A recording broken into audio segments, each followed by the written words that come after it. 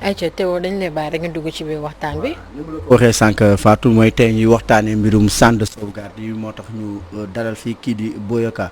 Boyaka yow mi nga xam ne jàngalekat nga te yàgg nga ci mbirum encadrement si ndongo yi si nekk si centre de sauvegarde. d'abord vocation centre de sauvegarde lan la pour ñi ko xamul.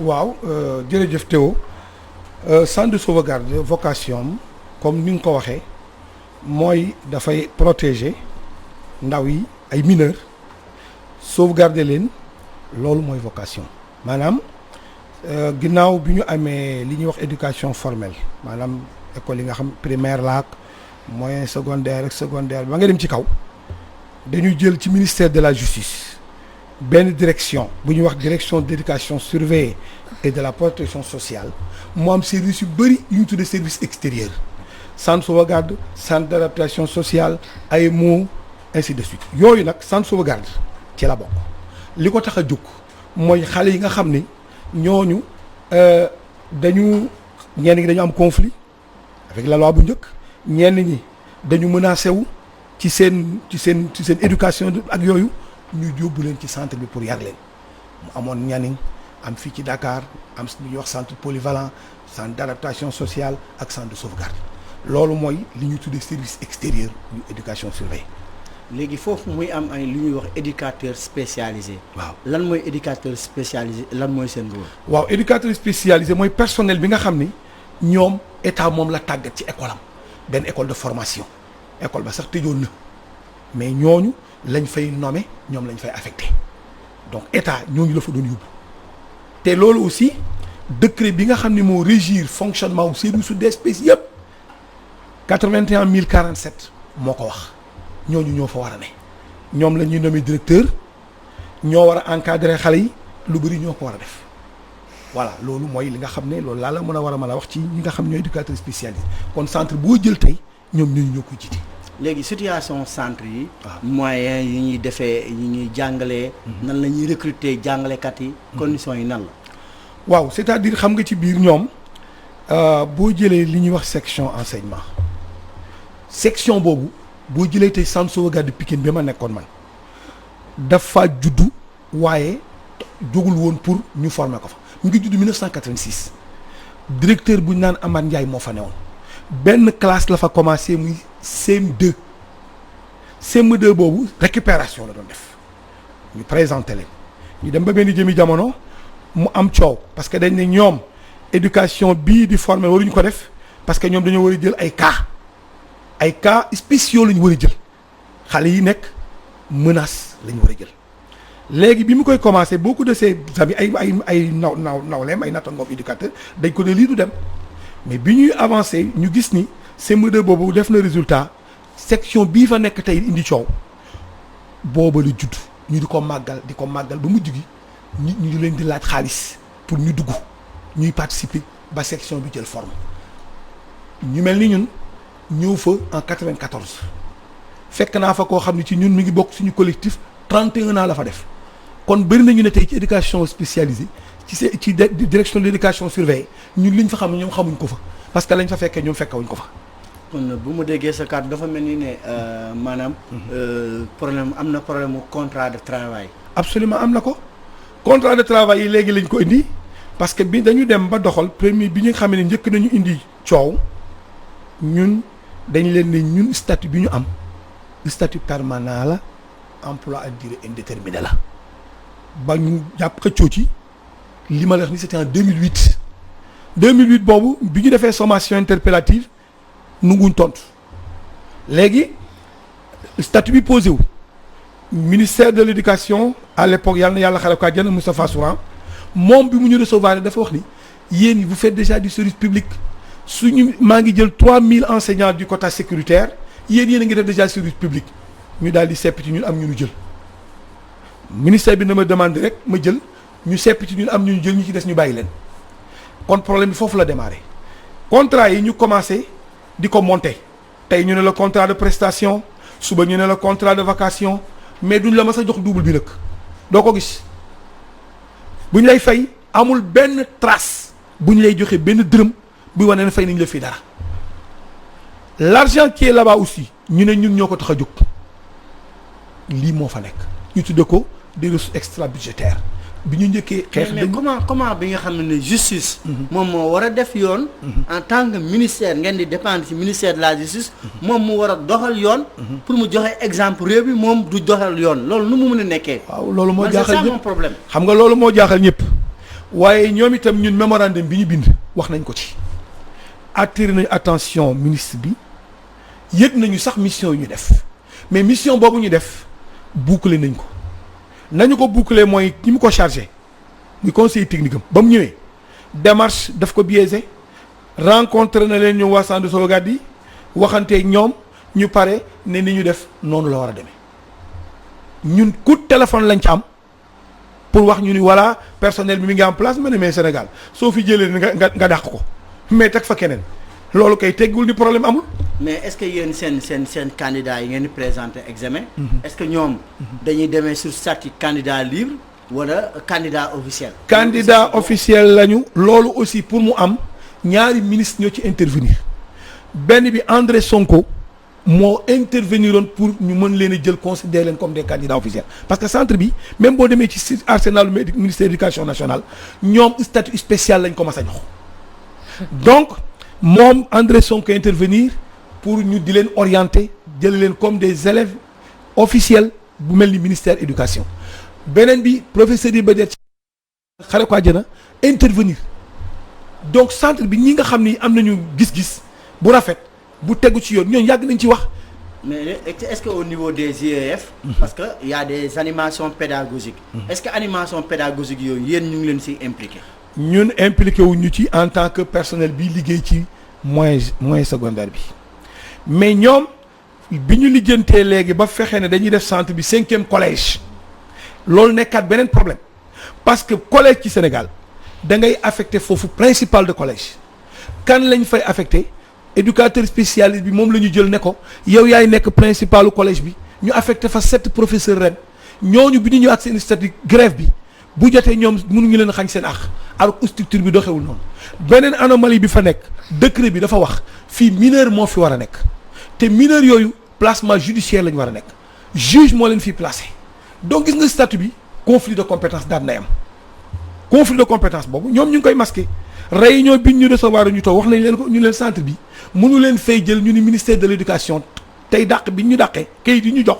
loolu lañ ci wax ministère bi daf leen a affecté ma ne ko ministère bi nga xam ni mi ngi yor structure yoo xam ni ñi ngi soxla jàngalekat muy joxe jàngalekat boo xam ne yow fii amul problème amul dara nit ñaa ngi fi doon liggéey mu nekkaat beneen problème xanaa kay yow bala nga yekkal kenn da ngaa lekk ba suur ah tey soo demee Sénégal fi ñu nekk ñi ngi soxla jàngalekat partout mu affecté leen ay professeurs dans toutes les matières ñu nax ko parce que pour ñun dañu jàpp ni machination dong la. kon su ma déggee sa kàddu à l'image de ce centre sauvegarde Guédiawaye yeneen centre yi ba am nañu ay problème jàngalekat.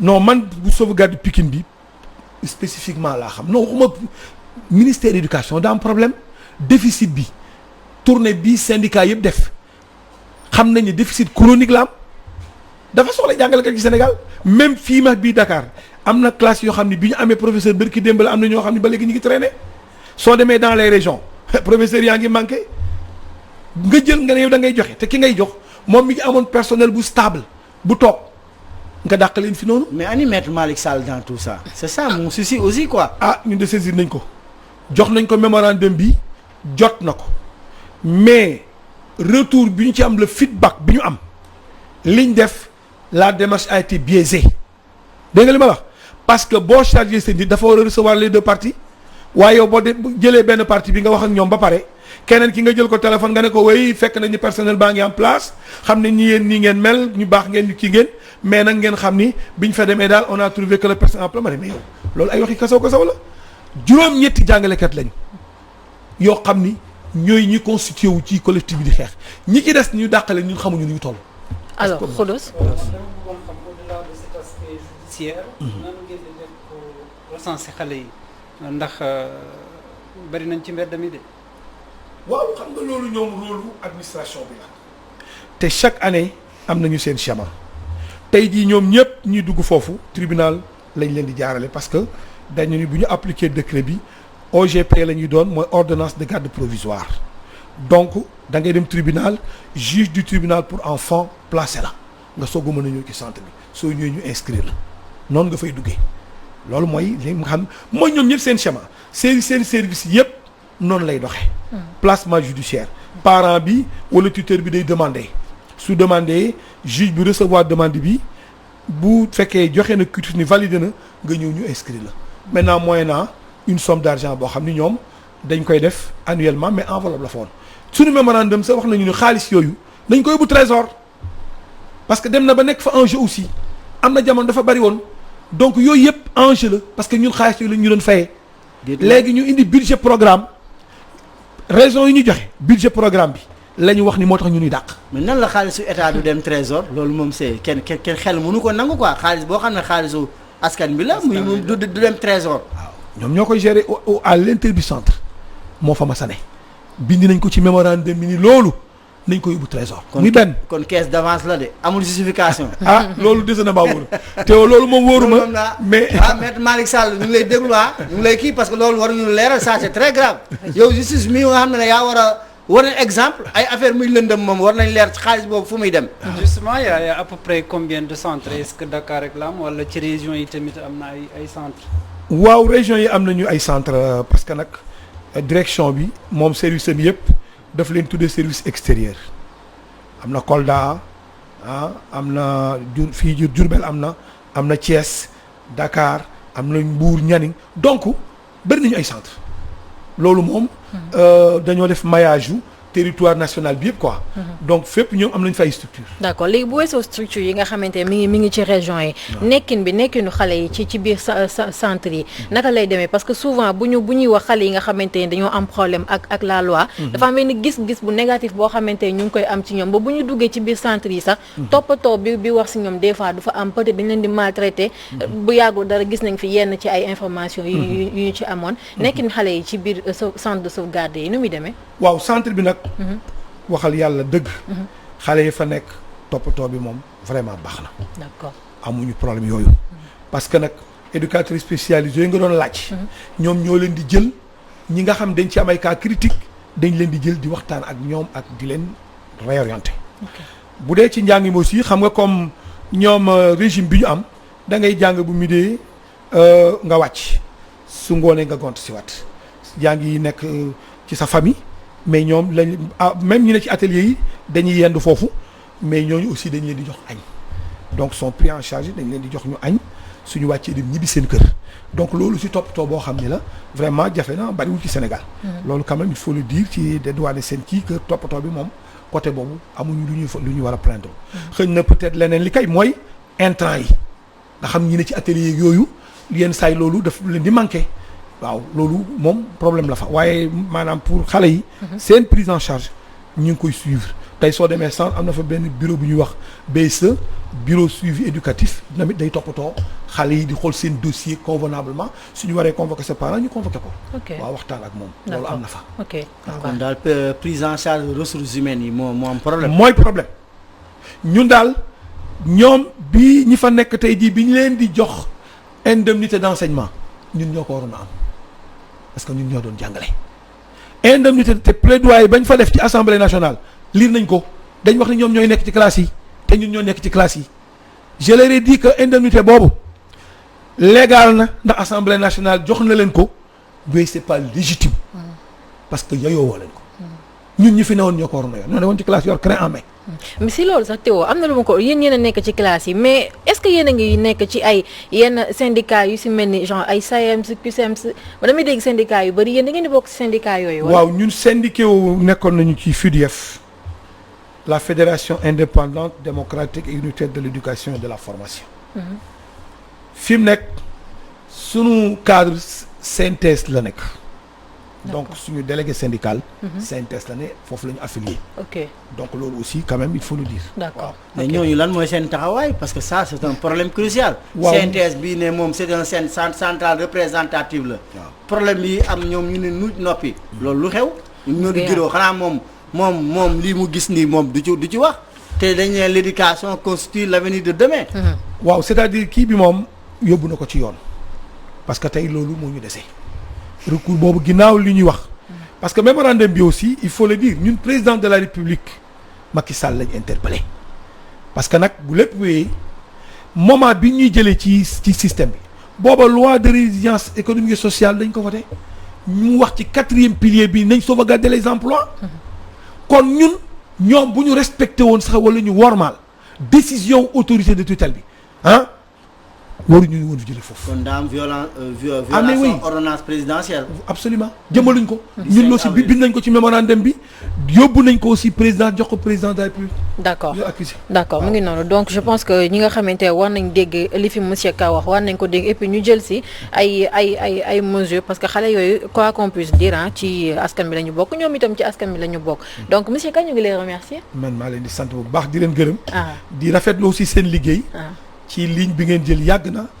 ngeen nekk ci dëgg mosu leen ko wàcc. ku am lenn loo xam ne metti na ko. télé bari na mun nañu wax lu ne mais ku am lu la naqadi amoo foo ko jooyee. sa xel ci Walfadjri bii lay dem. moo tax ñu ne ñu la voix des sans voix.